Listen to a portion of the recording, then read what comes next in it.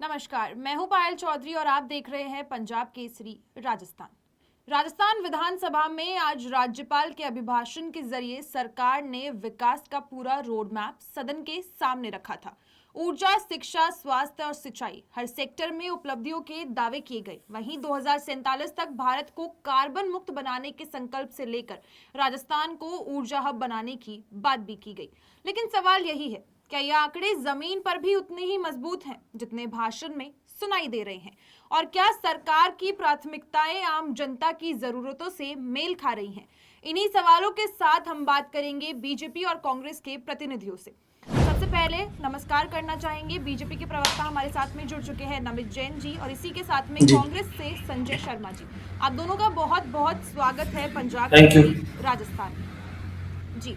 सबसे पहले मेरा सवाल रहेगा नमित जी आपसे कि राज्यपाल ने कहा कि राजस्थान अक्षय ऊर्जा में देश का अग्रणी राज्य बनने जा रहा है, लेकिन आज भी कई ग्रामीण इलाकों में बिजली कटौती रहती है। इसी के अलावा वोल्टेज की समस्याएं बनी हुई है, लगातार हम ये देख रहे हैं। तो इसका समाधान कब आएगा? फिलहाल भाषणों तक बहुत सारी चीजें कही जा रही हैं, सब कुछ बोला जा रहा है, पर समाधान जब तक धरातल पर नहीं आएगा तब तक हम उन चीजों को कैसे उजागर कर सकते हैं? जी पायल जी, देखिए, आज जो माननीय राज्यपाल जी का जो अभिभाषण था, उसमें बिल्कुल स्पष्ट रूप से कहा गया है कि हम राजस्थान को आने वाले वर्षों में किस ओर ले जाना चाहते हैं। ये जो अभिभाषण में कहा गया, जो आगे की योजनाएं होती है, हम जो आने वाले वर्ष में करने वाले हैं, बजट सत्र जो शुरू होता है, उससे पहले जो हम रोड मैप रखते हैं कि हम इस तरह से करेंगे, चाहे वो बिजली, सड़क, पानी, स्वास्थ्य, शिक्षा, कानून व्यवस्था, इसके अलावा भी बहुत सारी ऐसी योजनाएं हैं कि जिन पर हम कार्य कर रहे हैं। तो उसके बारे में राज्यपाल जी, ये विधान में है कि सरकार किसी की भी हो, राज्यपाल जी आते हैं, अभिभाषण पढ़ते हैं, चाहे कांग्रेस की सरकार हो, चाहे भाजपा की सरकार हो, एमएस होता। और रही बात, आप जो कह रहे हैं अक्षय ऊर्जा की बात कर रहे हैं या सोलर की जो बात चल रही है, आज भारत में, संपूर्ण देश भर में हमारे माननीय प्रधानमंत्री नरेंद्र मोदी जी ने कहा हम देश को सोलार का हब बनाएंगे। और इस सोलार हब में सबसे महत्वपूर्ण, जो सबसे ऊंचा स्थान वो राजस्थान का है, क्योंकि यहाँ हमारे यहाँ पे जो जमीन है, जो मरुस्थल बोलते हैं, जो रेगिस्तान बोलते हैं, वहां पर बहुत बड़ा ऐसा क्षेत्र है जहाँ पर फसल पैदा नहीं होती है। तो वहां हम सोलर पैनल लगाकर सोलर ऊर्जा के लिए हम आगे बढ़ रहे हैं। और पिछले 2-2.5 वर्षों में हमने जो नया इसमें कीर्तिमान स्थापित किया है, जो हमारे राइजिंग राजस्थान हुआ था, हमने भी इसमें एक बहुत बड़ा एमओयू इसी सेक्टर में किया है। तो रही बात, जो आप कह रहे हैं कि बिजली नहीं मिलती, कटौती होती है, तो देखिए, जो पिछले 5 वर्षों में जो कांग्रेस की सरकार रही, उन्होंने किस तरह से महंगे दामों पर बिजली खरीदी थी, किस तरह से व्यवस्था चरमरा गई थी बिजली की, इसको सही किया जा रहा है। और जब हम बिजली खरीद कर, डबल दामों में बिजली खरीद कर हम दे रहे थे, आने वाले वर्षों में हमने किया, ये 2 वर्षों में हमने जो किया है, उसके बाद आने वाले समय में हम बिजली बेचने वाले बन जाएंगे। हमने इतनी बिजली उत्पादन की जो संजय जी, इस पर कैपेसिटी आपसे हमारी बढ़ा जानना रहे हैं। चाहेंगे ये चीज कि आज एक तरीके से विधानसभा का पहला दिन था और इसी पे ये देखने को मिला कि कांग्रेस के जितने भी प्रतिनिधि थी, चाहे बात फिर डोटासरा जी की करी जाए या जूली जी की करी जाए, आज सब लोग हथौड़ा और फावड़ा लेकर पहुंच गए थे सीधे सीधे। तो आज पहले दिन ही एक तरीके से जो उग्र रूप देखने को मिला, या जो भी प्रोटेस्ट चल रहा था, या एक तरीके से जो भी आंदोलन कह सकते हैं, वो सब किस दिशा में जा रहा था? क्या वो लोगों के लिए किया जा रहा है, या वो जनता के लिए किया जा रहा है, या फिर वो सिर्फ कांग्रेस की एक अच्छी छवि बनाने के लिए है? अभिभाषण की बहुत गरिमा है और इसका बहुत एक महत्वपूर्ण स्थान है। जी राज्यपाल का जो अभिभाषण होता है वो उस सत्र की टोन को सेट करता है, सरकार के क्रियाकलापों पे भी रोशनी डालता है, सरकार का आगे का रोड मैप भी बताता है। परंतु राज्य देश में पाए जो स्थिति राज्यपाल के ऑफिस की। जी नमित जी, आपसे ही बात करना चाहेंगे। आपने कहा राइजिंग राजस्थान की बात हो गई, सारी चीजों की बात होगी। राइजिंग राजस्थान के अंदर भी खूब सारे एमओयू साइन हुए थे, पर धरातल पे उनमें से कौन कौन से उतरे, वो एक बहुत इंपॉर्टेंट क्वेश्चन वहां से निकल कर आता है कि भाषणों में कही वाली बातें तो बहुत सारी होती हैं, पर क्या जमीन पर कितना असर दिखाई दे रहा है, जमीन पर कौन कौन सी चीजें आई हैं, वो ज्यादा इंपॉर्टेंट है। जी देखिए पायल जी, बिल्कुल, हमने जो 35 लाख करोड़ के एमओयू किए थे राइजिंग राजस्थान में, और उसको लेकर इसी वर्ष जो हमने वापस से उसका समिट आयोजन किया था, जो प्रवासी राजस्थानी शिविर है। तो भारतीय जनता पार्टी की सरकार केवल खोखले वादे नहीं करती है, खोखली बातें नहीं करती है, भाषणबाजी नहीं करती है। हमने, जब हमारी मंशा अच्छी थी, हमारी नीयत अच्छी थी, तभी हमने राइजिंग राजस्थान पहले वर्ष में किया। माननीय मुख्यमंत्री भजन लाल शर्मा जी ने आते ही ये दिशा निर्देश दिए, इस बात को समझा कि पिछली सरकारें पिछले आखिरी वर्ष में किया करती थी, हमने पहले वर्ष में इसलिए किया ताकि ये धरातल पर उतारा जा सके। क्योंकि जो निवेश करता है, जो निवेशक आते हैं हमारे, वो इस बात पे जरूर गौर करते हैं कि हम जिस सरकार से जुड़ना चाह रहे हैं, क्योंकि वो निवेश करेगा, जमीन में पैसा लगाएगा। जमीन में पैसा लगाने के बाद पता चलता है जैसे जमीन का एमओयू किया वैसे सरकार चुनाव आ जाते और सरकार चली जाती। तो हमने इसलिए किया और निवेशक ने हम पर भरोसा इसलिए किया कि 4 साल पूरे भी भारतीय जनता पार्टी की सरकार के, हमें मान लो जमीन दे रही है सरकार एमओयू करने के बाद, मान लो बिजली नहीं देगी, पानी नहीं देगी, हमारे वहां सड़क नहीं बनाएगी, इंफ्रास्ट्रक्चर जो है वो क्लियर नहीं करेगी, किसी तरह की एनओसी की दिक्कत आएगी तो हम इस सरकार को पकड़ लेंगे। तो इसीलिए हमने किया और इसीलिए 35 लाख करोड़ के एमओयू हुए। और पहले वर्ष में जैसे हमने एमओयू किए 8 करोड़ रुपए के 8 लाख करोड़ रुपए के एमओयू तो धरातल पर उतार चुके हम। जो आप देखिए कि जो राजस्थान की जो हम बात करते थे, राजस्थान एक फैला हुआ प्रदेश है।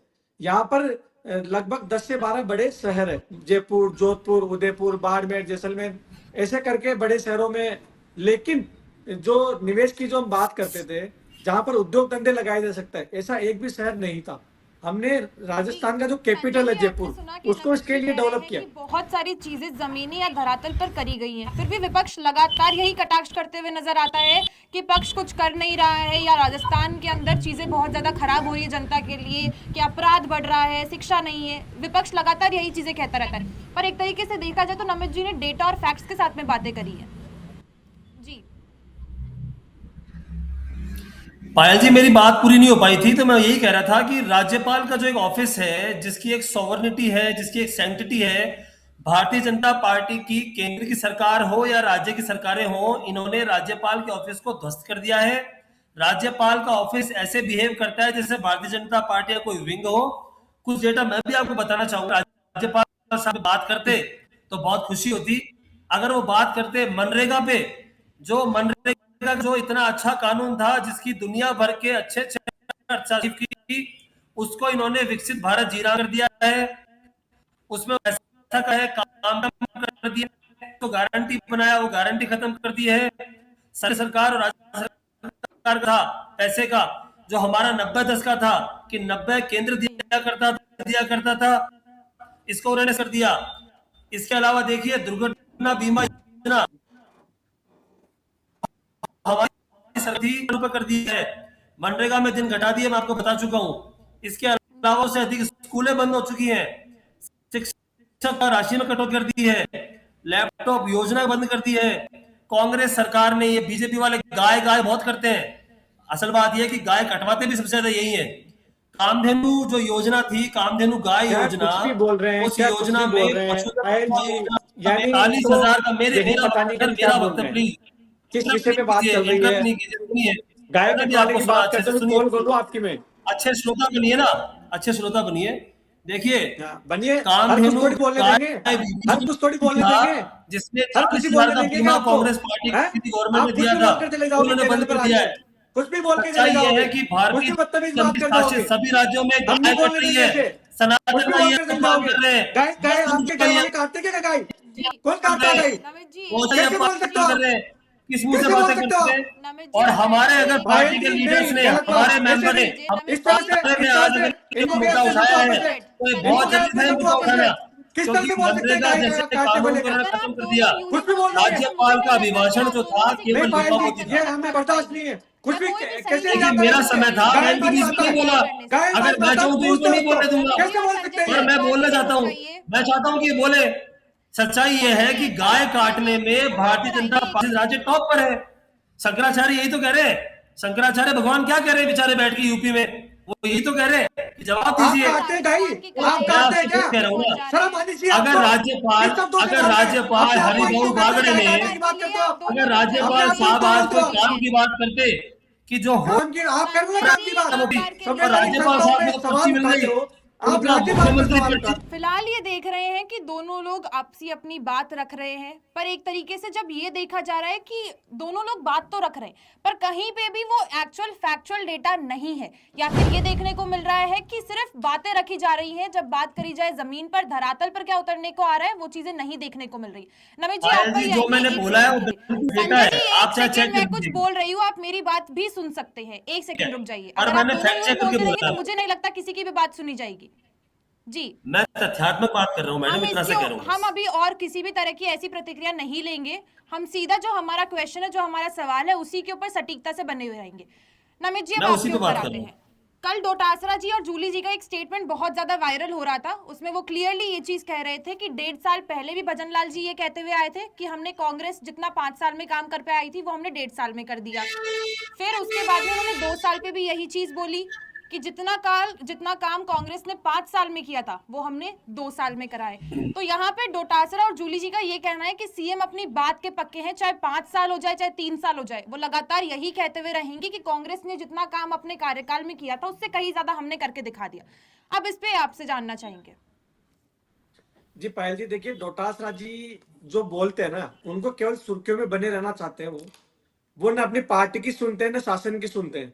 जिस नमित तरह जी से हम पावड़े फैक्ट्स हथौड़े और डेटा लेकर पे गए बात आज वो। करेंगे। नमित जी हम फैक्ट्स जी और बिल्कुल डेटा पे डेटा बात पे कर करेंगे। रहा अब हूँ तक क्या काम मैं। हुआ है, जिस तरह फाइनल से किसी उन्होंने के ऊपर बोला, व्यक्तिगत रूप से देखो कोई टिप्पणी डोटासरा नहीं जी की करेंगे। बात को उनकी पार्टी के लोग भी सीरियसली नहीं लेते। हम उनको व्यक्तिगत केवल टिप्पणी नहीं जी करेंगे। बिल्कुल मुझे लगता है व्यक्तिगत टिप्पणी करने का कोई मतलब नहीं है। अगर आप फैक्ट्स नहीं। बताओगे पायल या जी आप कैसे चीजें नहीं बताओगे करेंगे, जो कैसे जमीन नहीं पे उतरी, करेंगे? शायद वो जनता कुछ भी भी वही बोल कर सुनना चले नहीं। चाहेगी। पायल जी, पायल जी डेटा क्या, किस बात का डेटा दूं मैं?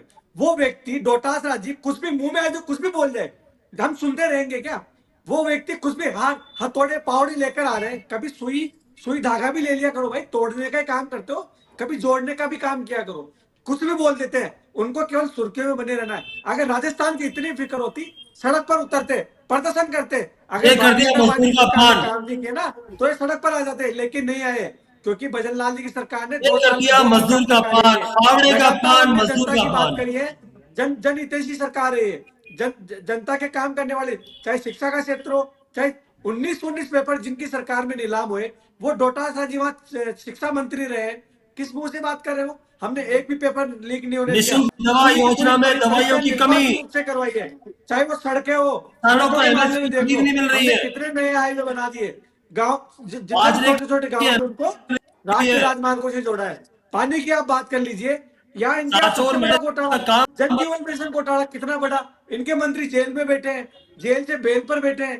तो ये सरकार इनकी थी, हमारी 100 सरकार अब करोड़ काम कर रहे हैं ना। 2 साल में एक भी आरोप लगा दीजिए आप। और आपने नमित जी एक कई भी वीडियोस तो अभी भी सामने निकल कर आती हैं जब सरकारी स्कूलों के अंदर जाया जाता है और वहां के जो भी टीचर है उनसे कोई भी सवाल किए जाते हैं जनरल नॉलेज के, उन्हें अक्सर पता ही नहीं होते हैं। तो पायल जी सिस्टम का ये आज 2 साल में नहीं हुआ। ये जो भर्ती जो आप टीचर कर रही है वो पिछले 15 साल से स्कूल में पढ़ा रही है, और 2 साल में हमने ज्ञान दे दिया उसको है। ये सिस्टम का फेलियर है कि ये किस तरह से चुनकर आते हैं, किस स्कूल में किस पद्धति से शिक्षक बनते हैं। ये पद्धति ये भारतीय जनता पार्टी नहीं लेकर आई है। फिर तो ये संजय सिस्टम है। शर्मा जी ये सवाल सीधा आपके ऊपर ही आता है कि आपके समय या ऐसे कहा जाए कि कांग्रेस शासनकाल के अंदर जो भी टीचर भर्ती किए गए थे एक तरीके से वो योग्य ही नहीं थे। जी संजय जी। ये सबसे बड़ी त्रासदी ये है सबसे बड़ी त्रासदी ये है कि वर्तमान सरकार से सवाल पूछने की बजाय, चाहे वो पक्ष हो या मीडिया हो, वो कांग्रेस से सवाल करता है कि अरे भाई तुम बताओ, अरे भाई राज में हम है क्या? भजनलाल जी हमारी पार्टी के हैं क्या सरकार के काम में? और ऐसे टीचर अगर पकड़ में आते हैं ऑन कैमरा, जब मंत्री का नाम नहीं बता सकते तो उनको बाहर निकाल दो, उनको रखते क्यों? देखो मैं मुद्दों की बात कर रहा जिन्होंने था। पेपर बेचे हैं, ईआरसीपी जिन्होंने जिसको पेपर लेके नीलाम भजनलाल किए जी थे, बहुत बोलते हैं, जिनकी जिसको कोचिंग लेके सेंटरों में पेपर मोदी जी नीलाम भी किए आए, गए थे, मटके वटके वो चलाए जवाब उन्होंने। देंगे। अरे नामित जी बोलने दो भाई, बोलने दो ना, मैं आपको बोलूंगा फिर आप नहीं बोल बोलिए पाओगे। बोलिए, आपके पास बोलने को ईआरसीपी वैसे को कुछ नहीं राष्ट्रीय बोलिए। परियोजना का दर्जा, ईआरसीपी को राष्ट्रीय परियोजना का दर्जा क्या मिला है? अगर मैं गलत हूं तो बता दीजिए पायल जी आप।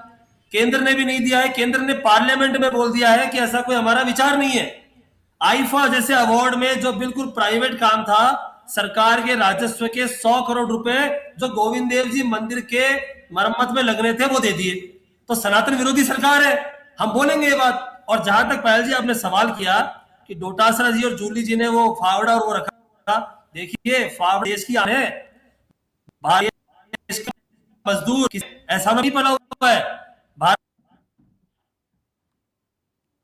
देश का मजदूर हमें बहुत करता है। मजदूर का मैं नहीं मालूम, में जाएंगे तो जिनको ये नहीं उठाएंगे। पता, जिनको रिप्रेजेंटेटिव ये जो नहीं आदमी पता, केले केले जमीन में उगते अरे हैं, पेड़ पे लगते हैं, समय आएगा बोल उनकी सरकार, उनके इसलिए लोग बात कर रहे हमारे हैं। अगर विधायक जिनको ये साहब पता हमारे नहीं गेहूं का एमएलए पौधा होता अगर है, गेहूं का पेड़ रेस होता कर है, रहे वो हैं, क्या बात कर रहे हैं किसान की। आप क्या कहना चाहते हो कि मनरेगा को हटा के जो आपने विकसित भारत जीराम जी लाए हो, जो औंधे मुंह गिरेगी, तो उसका विरोध भी ना करें हम। और मीडिया हमसे सवाल पूछता है कि साहब आपने किया। करिए ना, देखिए विरोध त्रस्त है विरोध हालत, गलत का करिए, राजस्थान हर अच्छी बर्बादी की चीज तरफ का जा विरोध रहा है। नहीं करना चाहिए। यहाँ विजन है ना, कोई विजन है ना कोई मोटिव है। ये सरकार केवल पर्ची पे बनी थी, पर्ची पे चल रही है। भजनलाल जी इतने कमजोर मुख्यमंत्री हैं कि हम तो चाहते हैं कि 5 साल पूरे करें। अगर भजनलाल जी 5 साल पूरे बिल्कुल, करेंगे 5 साल तो में 150 सीटें लाने में 15 कांग्रेस साल का हम जोर भी नहीं रहेंगे। आएगा। हम तो आपकी चाहते सरकार हैं, तो होटलों में रही हम तो थी। बिल्कुल चाहते हैं कि भजनलाल जी 5 साल अपना पूरा करें। हम इनकी तरह 15 नहीं साल, है 15 कि साल, ऑपरेशन, हम 15 साल की बीजेपी भी की तरह सरकार विधायक नहीं बनाएंगे। तोड़ते हैं। हम बीजेपी की तरह रिजॉर्ट पॉलिटिक्स नहीं करते हैं।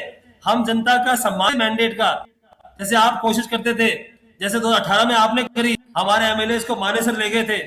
हम ऐसा कभी नहीं करते हैं। हम सिर्फ विकास की आपके बात एमएलए करते बिकाऊ हैं। है क्या? नमित जी, आपसे जानना राजस्थान चाहेंगे, सरकार की ये कह रही है कि नर्सिंग कॉलेजेस और जितनी भी मेडिकल कॉलेजेस हैं उनको बढ़ाने की या उनमें बढ़ोतरी करने की लगातार कोशिश की जाएगी अब आगे वाले समय में, पर क्या हमारे पास में उतने डॉक्टर्स या उतने टीचर्स हैं जो इस पूरी जो भी पूरा रोड मैप बनाया गया है उसको सफल बनाने के लिए? जी पायल जी, बिल्कुल है। हमने, हमारे माननीय मुख्यमंत्री भजनलाल शर्मा जी ने जो बात कही 1 लाख नौकरियां देने की, उसका हमने कैलेंडर भी जारी किया है। हम देखिए हवा में बात नहीं करते, हमारे माननीय मुख्यमंत्री जी ने लगातार हर रोज वो मीटिंग लेते हैं, जिस भी विषय से, जिस भी संबंधित बात बोलते हैं, बात करते हैं, तो बिल्कुल पूरा उसका कहने का मतलब कागज पे उतारते हैं, उसकी मॉनिटरिंग करते हैं। ऐसा नहीं है, आप देखिए जहां जहां भी उन्होंने बात करी है, किसी भी क्षेत्र की हो, जो हम शिक्षा की बात कर रहे हैं, शिक्षा के क्षेत्र में हम लगातार आगे बढ़ रहे हैं। किस तरह से नए नए एमओयू करने हैं, हमें शिक्षा को कैसे आगे बढ़ाया जा सकता है, शिक्षा के जो गरीब जरूरतमंद बच्चे हैं उनको शिक्षा देने की बात हो। 2 लाख से अधिक बच्चों को हम निःशुल्क शिक्षा दे रहे हैं राइट टू एजुकेशन के माध्यम से, वो प्राइवेट स्कूलों में बच्चे पढ़ रहे हैं। ये भी हमने किया है। 482 करोड़ रुपए की राशि से स्कूली छात्र छात्राओं को भी हमने स्कूल ड्रेस दिलवाई है। तो ये एक दिन का काम नहीं है, ये लगातार 1 वर्ष से 1 वर्ष, जब हम बजट तैयार करते हैं, जब बजट पढ़ते हैं प्रदेश की जनता के सामने, अगले वर्ष तक का हम पूरा विजन रखते हैं, और जो जनहितैषी कार्य होते हैं हम उनकी बात करते हैं। देखिए जो मुद्दे होते हैं वो बिल्कुल बिजली, सड़क, आम आदमी को क्या चाहिए होता है, बिजली, सड़क, पानी, स्वास्थ्य, शिक्षा और कानून व्यवस्था। आज देखिए जहां महिलाओं की हम रोज बात सुनते थे, मुझे अच्छी तरह पता है, मैं भी 2-3 दिन पहले वीडियो छाट रहा था, तो मैं पंजाब केसरी में 5 साल से आ रहा हूँ।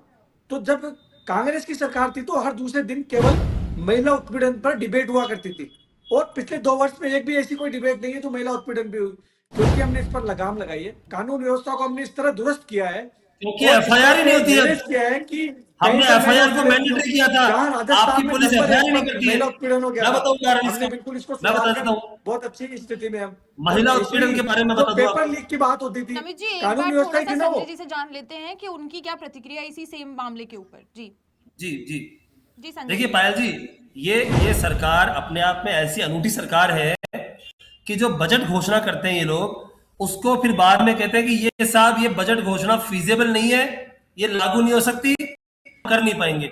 अरे भाई, केवल आप सदन में बैठ के राजस्थान की 8 करोड़ की जनता को बेवकूफ बनाते हो कि हमने ये कर दिया, हमने वो कर दिया। कहाँ है लागू हुई क्या? 2024 का आपका बजट देख लो, 25 का देख लो, अब नया बजट ले आओगे और घोषणा कुछ भी नहीं होती है, काम धरातल पे कुछ नहीं होता है। ये सबसे बड़ी विडंबना है कि काम फीजेबल ना बता के इनकी योजना लागू नहीं हो पाती है। मैंने पहले आपको बताया कि देखिए राजस्थान की जनता ने वोट जब किया 23 में, सरकार इनकी बनी, इनकी सरकार से बहुत उम्मीदें थी, बिकॉज ये सरकार एक नैरेटिव पे बनी थी। इन्होंने विशेष किस्म का एक नैरेटिव, झूठा नैरेटिव बनाया था, हिंदू मुस्लिम, जो इनका एक यूएसपी रहता है बीजेपी का हमेशा। साहब आगे गवर्नमेंट में इनकी बहुत खींचतान चली, वसुंधरा जी, राजेंद्र जी, कौन से मुख्यमंत्री बन गए, भजनलाल जी, और भजनलाल जी के मुख्यमंत्री बाद दिल्ली ने बिठा दिया चीफ सेक्रेटरी सुधांशु पंत जी को। ये कोई बात छुपी भी नहीं है कि सुधांशु जी ने भजनलाल जी को शुरू में काम ही नहीं करने दिया, कोई फाइल उनके पास नहीं होती थी, वो तो अब जाके जब से श्रीनिवासन जी आए हैं थोड़ा सा हल्का सा गवर्नमेंट ट्रैक पे आई है। और जहां तक ये बात करें महिला अत्याचारों की, तो कांग्रेस गवर्नमेंट ने थाने में एफआईआर को मैंडेटरी किया था कि कोई परिवादी अगर थाने जाएगा तो पुलिस एफआईआर लिखेगी। आज की स्थिति ये है मैडम कि आज थानों में एफआईआर ही नहीं होती है, तो क्राइम का पता कैसे चलेगा। राज्यपाल के अभिभाषण में सरकार ने विकास की तस्वीर पेश की, लेकिन विपक्ष लगातार सवाल उठा रहा है नियत, नीति और नतीजों पर। अब देखना यह है कि ये घोषणाएं कागजों तक सीमित रहती हैं या सच में आम आदमी की जिंदगी में बदलाव लाती हैं। आप क्या सोचते हैं राजस्थान की विकास की रफ्तार में? आगे ये जरूर हमें दावे हैं या फिर जो भी प्रतिक्रिया रहेंगी उस पर जरूर बात करेंगे, लेकिन जो भी आपकी राय है कमेंट बॉक्स में जरूर बताएं और पंजाब केसरी राजस्थान यूं ही देखते रहें।